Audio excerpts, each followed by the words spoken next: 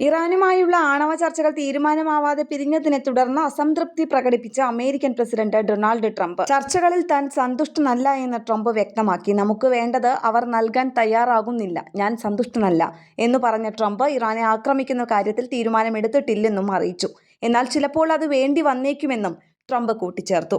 ജനീവയിൽ നടന്ന ഇത് സംബന്ധിച്ച ചർച്ചയിൽ കാര്യമായ പുരോഗതി ഉണ്ടായിട്ടില്ല. എന്നിരുന്നാലും അടുത്തയാഴ്ച വിയന്നയിൽ നടക്കുന്ന ചർച്ചയിൽ കൂടുതൽ വ്യക്തമായ ചിത്രം പുറത്തുവരും. ജനീവയിൽ നടന്ന ചർച്ചയ്ക്ക് മധ്യസ്ഥത വഹിച്ചത് ഒമാൻ വിദേശകാര്യമന്ത്രി ബദർ അൽ ബുസൈദിയാണ്. ചർച്ചകളിൽ പുരോഗതിയുണ്ടെങ്കിലും ചില വിഷയങ്ങളിൽ അഭിപ്രായ വ്യത്യാസം നിലനിൽക്കുന്നതായി ഇറാൻ വിദേശകാര്യമന്ത്രി അബ്ബാസ് അരാഗ്ചി പ്രതികരിച്ചു.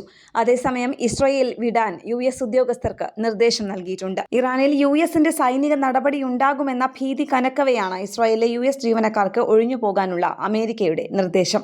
അതേസമയം US state secretary Marco Rubio തിങ്കളാഴ്ച ഇസ്രായേലിലേക്ക് പോകുമെന്നും ഇസ്രായേൽ പ്രധാനമന്ത്രി ബെഞ്ചമിൻ നെതന്യാഹുവുമായി മാർക്കോ റൂബിയോ കൂടിക്കാഴ്ച നടത്തുമെന്നും അന്താരാഷ്ട്ര മാധ്യമങ്ങൾ റിപ്പോർട്ട് ചെയ്തു.